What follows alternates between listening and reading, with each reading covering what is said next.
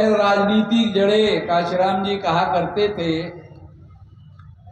जिस समाज की गैर राजनीतिक जड़ें मजबूत नहीं होती उस समाज की राजनीति सफल नहीं हो सकती। बीजेपी गठबंधन ब्राह्मणों का, कांग्रेस गठबंधन ब्राह्मणों का। ब्राह्मणों के द्वारा नीतीश कुमार को मुख्यमंत्री बनाने का फैसला किया गया हो, या जो देश के प्रधानमंत्री हैं नरेंद्र मोदी है उसको प्रधानमंत्री बनाने का फैसला हो,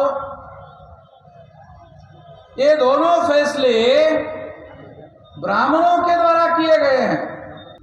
देश में और प्रदेश में वो आपको प्रदेश का मुख्यमंत्री बनाते हैं और आप मिलकर उनको देश का प्रधानमंत्री बनाते हो।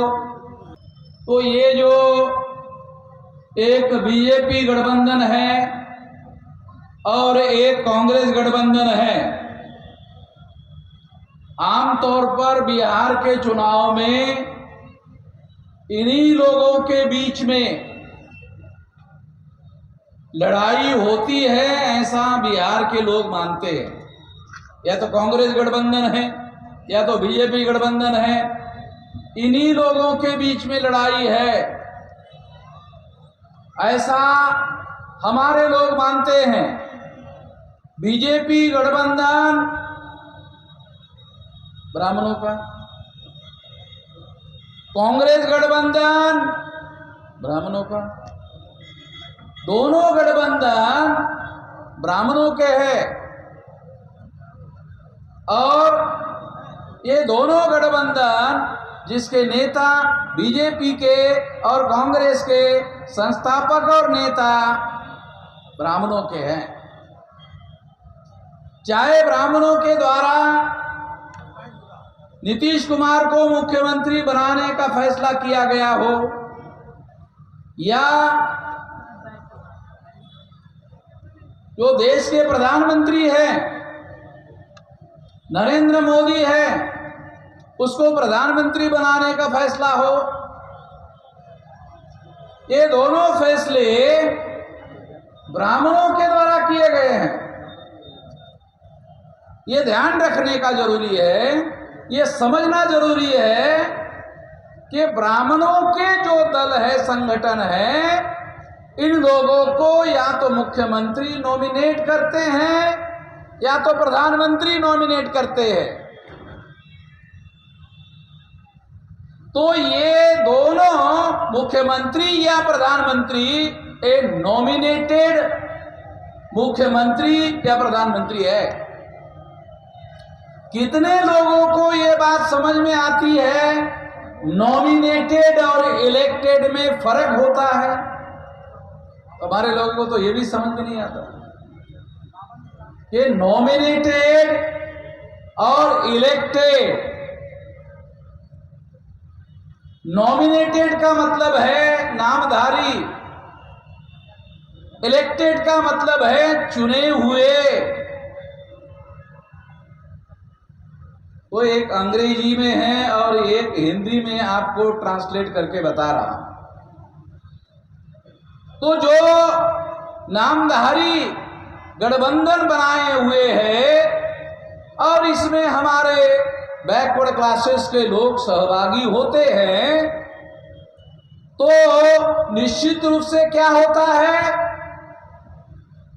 मौलिक बात क्या होती है कि वो मुख्यमंत्री के लिए आपका समर्थन करते हैं। बीजेपी वाले, कांग्रेस वाले जब दिल्ली में देश की सरकार बनाने का समय आता है तो आपको देश की सरकार बनाने के लिए उनको समर्थन करना पड़ता है। वो आपको राज्य का मुख्यमंत्री बनाने में मदद करते हैं और आप उनको देश की सरकार बनाने में मदद करते हो, तो कोई फर्क समझ में नहीं आता।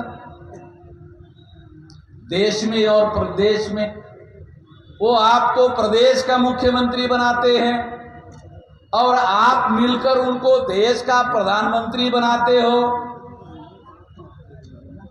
ये फर्क हम लोगों को समझना होगा। हम ऐसा करते रहते हैं, बिहार में भी ऐसे होता है और कई राज्यों में ऐसे होने का काम चल रहा है। तो ये जो दो गठबंधन हैं, कांग्रेस गठबंधन, बीजेपी गठबंधन, इनके बीच में टकराव है, ऐसा हमारे लोग मानकर चलते हैं। और मानकर चलने का नतीजा क्या होता है कि हमें या तो बीजेपी गठबंधन को वोट देना चाहिए या तो हमें कांग्रेस गठबंधन को वोट देना चाहिए। ऐसा हमारे तमाम लोग सोचते रहते हैं। तो आपको वोट का अधिकार बहाल करने के लिए 150 साल का संघर्ष हमारे महापुरुषों ने किया। वोट का अधिकार नहीं है। वोट का अधिकार शासक चुनने का और शासक बनने का अधिकार है। वोट के अधिकार में 2 अधिकार शामिल है और आपको ये मालूम होना चाहिए कि तमाम ऐसे देश थे जहां पर एडल्ट फ्रेंचाइज लागू नहीं हुआ।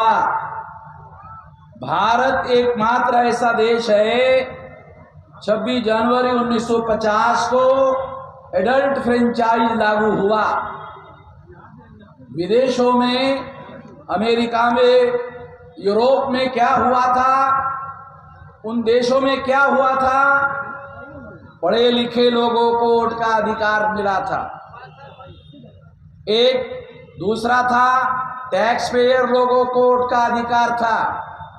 तो हमारे लोग न पढ़े लिखे थे न टैक्स पेयर थे।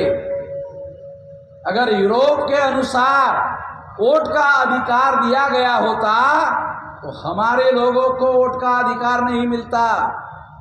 26 जनवरी 1950 को जब संविधान लागू हुआ तो संविधान में ये अधिकार बहाल किया गया, एडल्ट फ्रेंचाइज का अधिकार बहाल किया गया।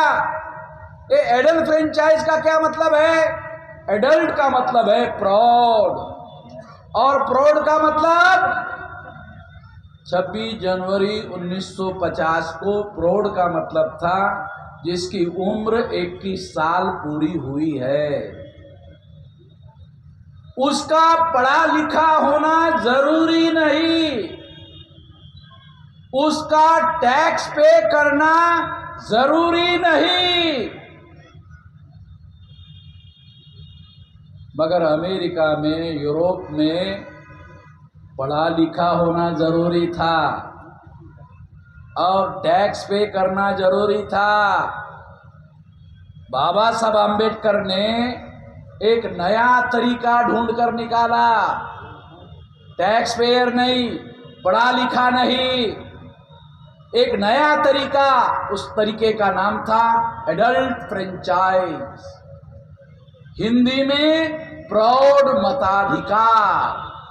प्रौढ़ मताधिकार का मतलब 21 वर्ष जिसके पूरे हुए उसको वोट का अधिकार, वो पढ़ा लिखा हो ना हो, वो टैक्स पेयर हो ना हो, उसको वोट का अधिकार होना चाहिए। और वोट के अधिकार में 2 अधिकार शामिल है, एक शासक चुनने का, एक शासक बनने का। ध्यान रखो, वोट के अधिकार में 2 अधिकार शामिल है, एक अधिकार है शासक चुनने का और एक है शासक बनने का। तो हमारे लोगों ने सोचा शासक बनना, अरे ये हमारा काम थोड़ी है। हमारे लोगों ने सोचा शासक बनना, ये हमारा काम थोड़ी है, शासन करना हमारा काम थोड़ी है। तो हमारे लोगों ने दूसरे को चुनने का काम शुरू किया। दूसरे को पहली बार काशीराम जी ने पहली बार उत्तर प्रदेश में 403 में से 207 विधानसभा की सीटें चुनाव कर मायावती को चुनाव हुआ पूर्ण बहुमत का मुख्यमंत्री बनाया। और बनाने के बाद दूसरे प्रदेशों में प्रचार के लिए गए। पहले तो हमारे लोग ऐसा कहा करते थे कि हम शासक नहीं बन सकते। जब काशीराम जी ने मायावती को मुख्यमंत्री बनवा दिया और बाहर के प्रदेशों में जाकर कहने लगे, तब दूसरे प्रदेश के लोगों ने कहा उत्तर प्रदेश में हो सकता है, हमारे यहां नहीं हो सकता। नहीं हो सकता, ये जो नन्हे का पढ़ा है हमारे लोगों का, नहीं नहीं नहीं नहीं, तो नहीं का रिजल्ट तो नहीं होता ना भाई। जब हम हमारा दिमाग नहीं नहीं नहीं, तो नहीं का हाथ थोड़ी होता है। नहीं का रिजल्ट तो नहीं होगा, रिजल्ट तो नहीं होगा। जब हम हाँ सोचते हैं कि हाँ, काशीराम जी ने सोचा हाँ ऐसा हो सकता है तो थोड़ी हो गया। कोशिश करना पड़ता है, प्रयास करना पड़ता है, मेहनत करनी पड़ती है। ऐसा उन्होंने करके उत्तर प्रदेश में दिखाया। वो क्यों दिखाया? क्योंकि लोग उनको कहते थे ऐसा हो नहीं सकता। तो उन्होंने सोचा पहले मैं करके दिखाता हूं, फिर लोगों को कहूंगा देखो यूपी में हो गया। जो यूपी में हो सकता है वो सारे देश भर में हो सकता है। तो यूपी में हुआ, सारे देश भर में क्यों हो सकता? क्योंकि यूपी भारत के संविधान के अनुसार चलने वाला एक राज्य है, भारत का ही राज्य है। तो भारत के किसी राज्य में अगर ऐसा हो सकता है तो सारे देश भर में भी ऐसा हो सकता है। साथियों, हम लोग बिहार में जो चुनाव हम देख रहे हैं होने वाला है, तो हम चाहते हैं बिहार में बीजेपी गठबंधन को रोका जाए। बिहार में बीजेपी गठबंधन को रोका जाए। तो हमने सोचा क्या हम अकेले बीजेपी गठबंधन को रोक सकते हैं? तो समीक्षा करने के बाद हमें बात समझ में आई कि हम अकेले बलबूते पर बीजेपी गठबंधन को बिहार में रोक नहीं लगा सकते। क्यों नहीं लगा सकते? क्योंकि हमारे पास हमारा इतना बड़ा संगठन मजबूत नहीं है। आज के तारीख में हमारा इतना बड़ा संगठन मजबूत नहीं है। 243 विधानसभा की सीटें हैं और लगभग शायद 40 लोकसभा की सीटें हैं। तो इतना बड़ा हमारा संगठन बिहार में मजबूत नहीं है। और अगर अकेले बलबूते पर करना है तो निश्चित रूप से हम इस काम को अपने बलबूते पर नहीं कर सकते। ये तर्क संगत बात हमें समझ में आती है। फिर इसका उपाय क्या है?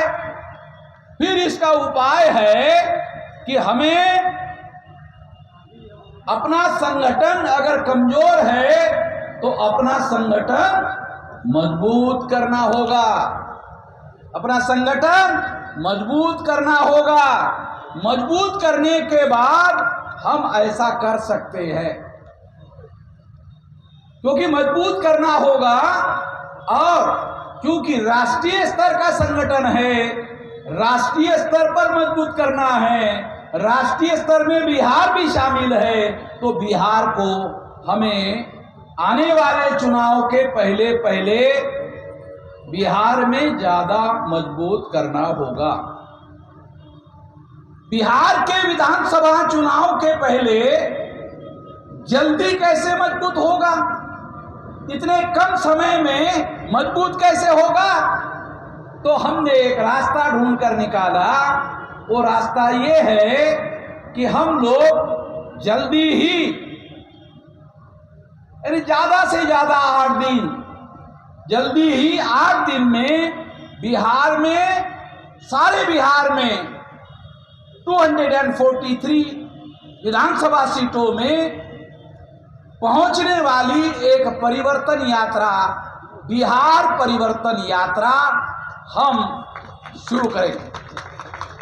जल्दी होगा, इतने जल्दी बिहार के चुनाव के पहले पहले इतने जल्दी मजबूत करने का इससे बेहतर कोई कार्यक्रम नहीं हो सकता।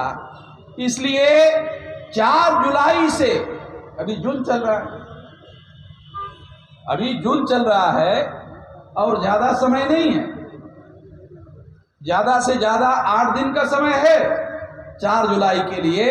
तो 4 जुलाई से हम बिहार में बिहार परिवर्तन यात्रा शुरू करेंगे। उसके पहले सारे देश भर में हम तैयारी कर रहे हैं। 1 जुलाई को भारत बंद होगा, उसके 3 दिन में बिहार में बिहार परिवर्तन यात्रा शुरू होगी और बिहार के 40 जिलों में और 243 विधानसभा को कवर करने वाली परिवर्तन यात्रा 4 जुलाई से शुरू होगी। ऐसी घोषणा आज इस कार्यक्रम के मौके पर मैं करना चाहता हूं और इसकी तैयारी करने के लिए आप लोग सारे बिहार से यहाँ आए हुए हैं।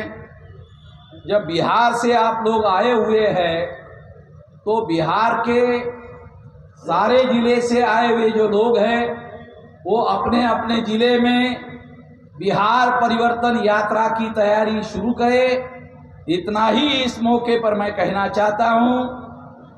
बाकी बातें, बिहार को चुनाव के लिए तैयारी करने का मामला अब बिहार के फील्ड में होगा और फील्ड में ही हम इस लड़ाई को लेकर जाएंगे और बिहार को तैयार करेंगे।